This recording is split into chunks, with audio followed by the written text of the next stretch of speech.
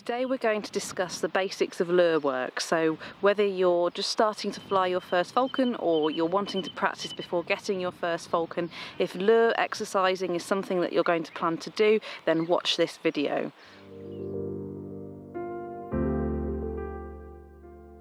There are two reasons that we use lure work as part of a falcon's training.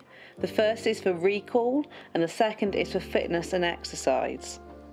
When we use a lure for recall, the bird understands that they're coming back for a large reward that's guaranteed. So we use the lure to bring the bird back from an unsuccessful hunt or at the end of a flying session.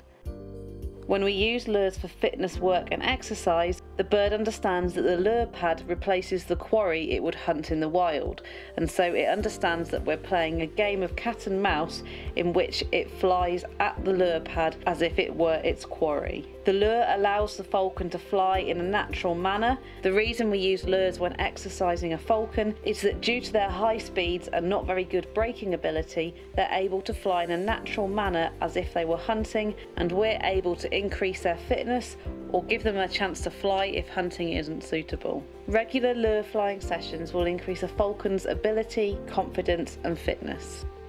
It's always important that you learn to swing a lure well before trying to train your first falcon. If you try to learn with the bird, there's a good chance that the bird isn't going to be able to learn to fly to a lure properly, and you're going to spend half the time focusing on yourself and your own issues, which is just going to have a negative impact on the training and exercise of the bird.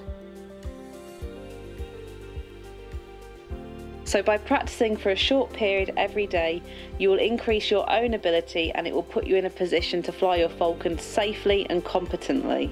As you learn to swing a lure, it can be helpful to film yourself or get someone to film you so that you can see what you're doing wrong, because often what you feel you're doing may not be the same as what's actually happening. In this video, I'm going to show you the two most basic passes so that you're able to fly your falcon to either side of your body and to throw your lure out at the end of a session so that they can catch it in a safe manner.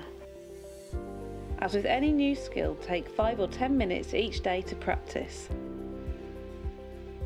To work out how far down your lure needs to hang, measure it against the length of your arm. Start by unwinding your lure and loop any excess line into your left hand. Hold the line in your right hand between your thumb and first finger. Start a steady clockwise swing, getting used to the feeling of the lure. Make sure the lure isn't swinging at an angle over your head, and don't spin the lure really fast. The only thing you will achieve is to get tired really quickly and hit yourself with the lure pad. Find a steady rhythm and just get used to the feeling. You should be swinging the lure line by rotating your wrist and not your whole arm. In fact, your body should be able to stay almost perfectly still. Make sure you don't let the line get too long or the lure will hit the floor. If it gets too short, it will get very quick as it turns and make it much harder to control. To throw the lure forward, let the line in your right hand slide through your closed fingers. When the lure pad is out in front of you, let the line slide through your fingers. At the same time, bring your left hand to touch your right hand. By doing this, you increase the distance the lure can travel.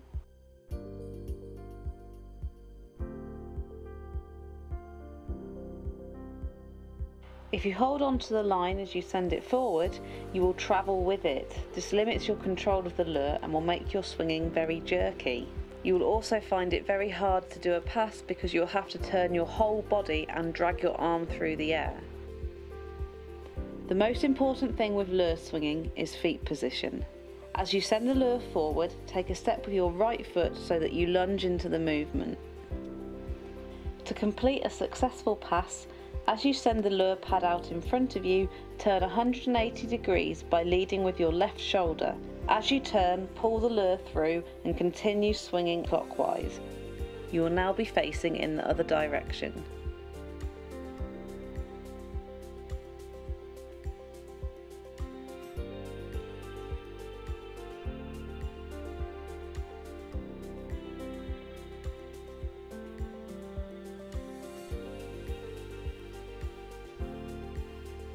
As you turn, remember to bring your left hand back across your body. This will draw the lure back into the original position.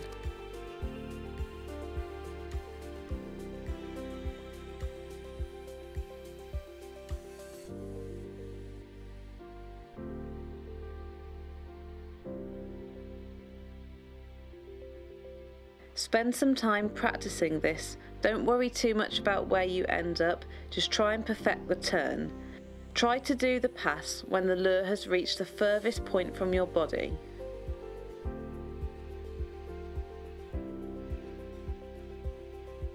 Once you feel comfortable sending the lure out to the left-hand side of your body and turning to the left, you then need to repeat the same process, but this time turning to your right. This is what we call the off-hand position, and it's often a pass that people avoid. Send the lure out to the right-hand side of your body in front of you, and then this time you're going to turn your right shoulder so that you turn 180 degrees, but to the other side. Some people will find this harder as it feels more unnatural than passing the bird to your left. Once you can comfortably pass to the left and to the right, just spend some time freely spinning, imagining where the falcon might fly. You don't need to work in a square, so you can spin your lure on the spot and turn until you imagine the falcon flying towards you. At this point, send the lure out to where you imagine the falcon to be and pull it through as if the falcon was following. The next stage is to start to practice your accuracy. You can do this by putting bottles or other items along a fence line, and when you send your lure pad out, aim it at those items. You should be able to place your lure anywhere you want to. This becomes important because we need to put the lure in front of the falcon's feet. If you can judge the height that the falcon is flying in at and you can place the lure correctly, the falcon will try harder and will follow through where you put the lure, thus meaning that you should be able to take the falcon in whichever direction you wish.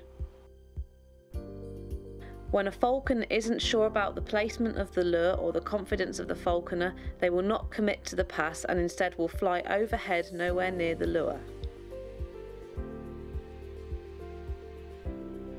By spending a few minutes each day practicing this, your muscles will start to build up a memory and you will find you improve very quickly. If you are struggling with one particular part of the swing, remember you can film yourself on your phone or on a camera so that you can check back to see where it's going wrong. Remember to relax, let the line slide through your hand and allow the turning of your body to do most of the work. It's good to practice this as much as possible because when it comes to the time when you have a falcon flying in front of you, the pressure will be on. Finally, to let the falcon catch the lure, you send it out to the side of your body just as before, but this time let go of your right hand so that the line can freely travel out in front of you. At this point, the falcon would hit the lure pad and land.